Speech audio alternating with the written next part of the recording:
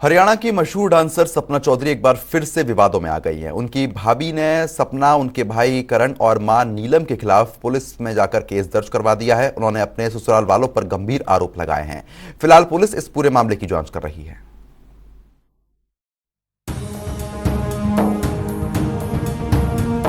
सपना चौधरी यूं तो लाइमलाइट से दूर रहना पसंद करती हैं, लेकिन विवादों से उनका गहरा नाता रहा है। हरियाणवी डांसर सपना चौधरी को कंट्रोवर्शियल क्वीन भी कहा जाए तो गलत नहीं होगा।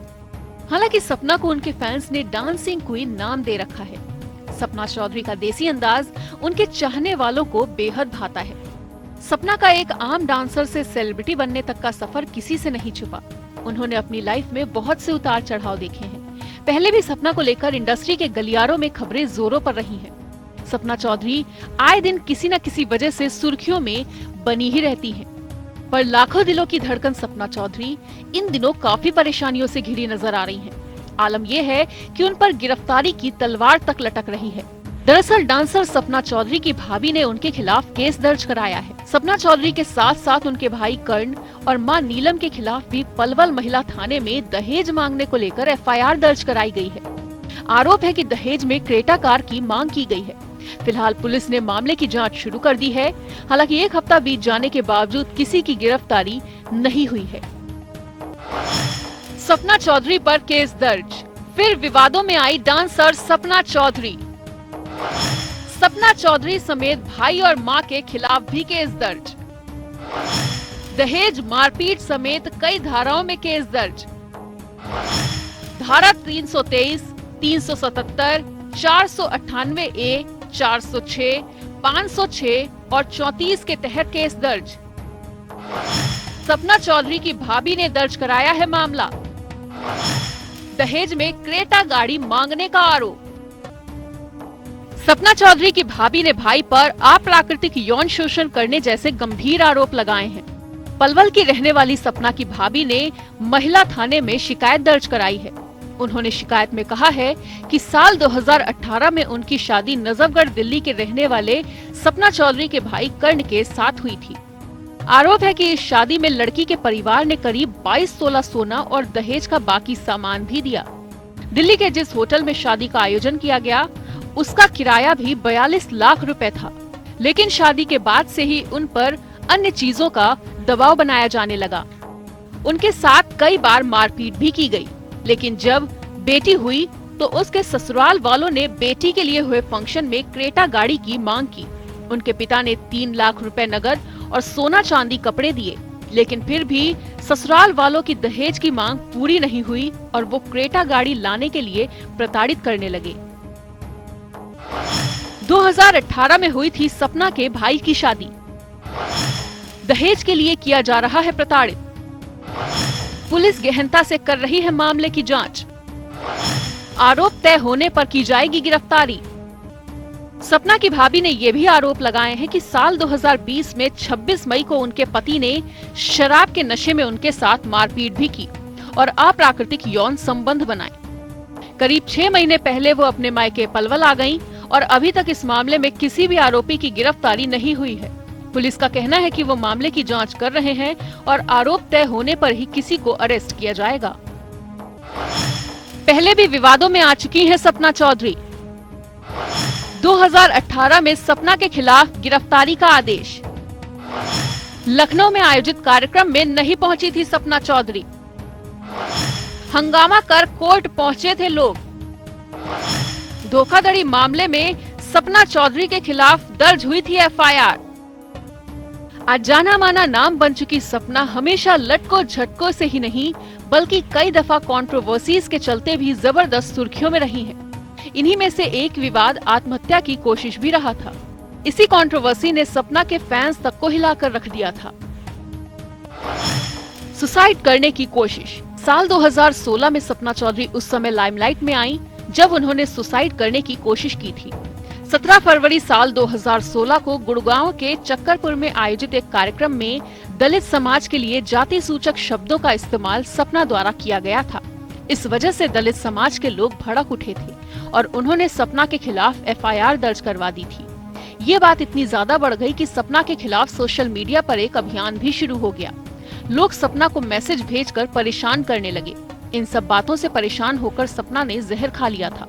हालांकि इलाज के बाद सपना सकुशल अपने घर वापस आ गई। डांस शो में नहीं पहुंची थी सपना चौधरी। 13 अक्टूबर 2018 को लखनऊ के स्मृति उपवन में सपना चौधरी का डांस शो था, जिसके लिए 300 रुपए प्रति व्यक्ति के हिसाब से टिकट बेचे गए थे। लेकिन सपना चौधरी इस कार्यक्रम में नहीं पहुंची। वहीं दर्शकों के पैसे भी नहीं लौटाए गए, जिसके बाद सपना चौधरी के खिलाफ 13 अक्टूबर 2018 को लखनऊ के आशियाना थाने में एफआईआर दर्ज हुई। कॉपीराइट विवाद में फंसी डांसर सपना चौधरी साल 2018 में आई फिल्म वीरे की वेडिंग के गाने हट जा ताऊ को लेकर विवादों में घिर गई थी। सपना चौधरी पर फिल्माए गए इस गाने को लेकर हरियाणवी गायक विकास कुमार ने सपना चौधरी समेत फिल्म की पूरी स्टार कास्ट को 7 करोड़ का लीगल नोटिस भेजा था। पूरा मामला हट जा ताऊ गाने के कॉपीराइट का था। होटल की तस्वीर हुई थी वायरल। 2017 में सपना चौधरी एक तस्वीर को लेकर भी सुर्खियों में आ गई थी। दरअसल सपना एक होटल के कमरे में बैठी हुई थी और उनके सामने कुछ पुलिस वाले खड़े थे। सोशल मीडिया पर वायरल इस फोटो को देखकर कयास लगाए जा रहे थे कि पुलिस रेड में सपना चौधरी को पकड़ा गया था। हालांकि बाद में पता चला कि ये तस्वीरें हरियाणा में सपना चौधरी के एक शो की थी। शो में हो गई थी एक की मौत। बिहार के बेगूसराय में आयोजित सपना के एक डांस प्रोग्राम में लोगों ने जमकर बवाल मचाया था।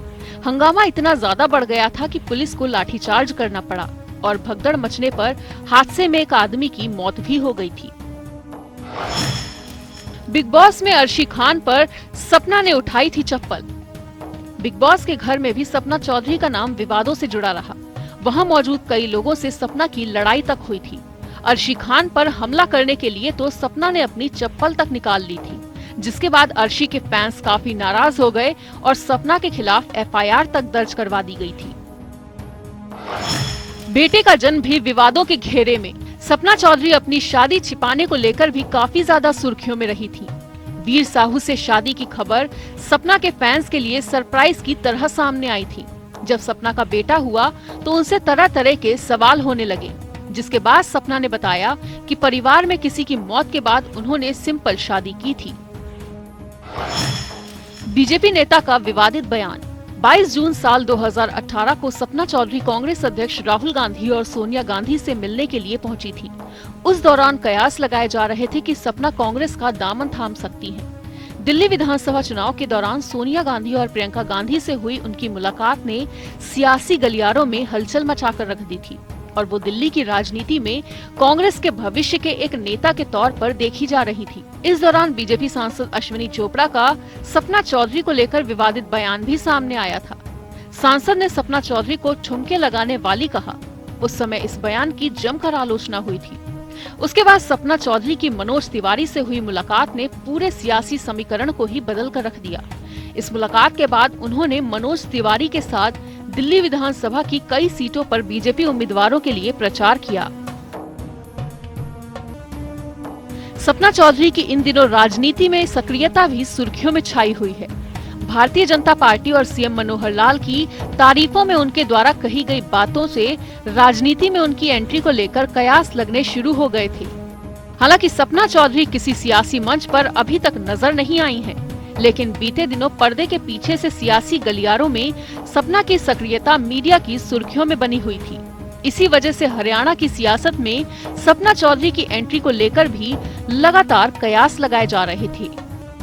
कहने को तो सपना हरियाणा की फेमस डांसर है, पर डांस के अलावा भी सपना को चर्चा में बने रहना बखूबी आता है और ये चर्चा कब विवादों में तब्दील हो जाती है, ये उन्हें खुद भी पता नहीं चलता। फिलहाल इस बार सपना और उनका परिवार जिस कानूनी दांवपेच में फंसा हुआ है, उससे निकलना इतना आसान नहीं है, क्योंकि आरोप बेहद संगीन है और मामले से जुड़े तथ्य लगातार सामने भी आ रहे हैं। देखना होगा कि पूरा मामला कौन सा मोड़ लेता है। स्पेशल डेस्क, जनता टीवी।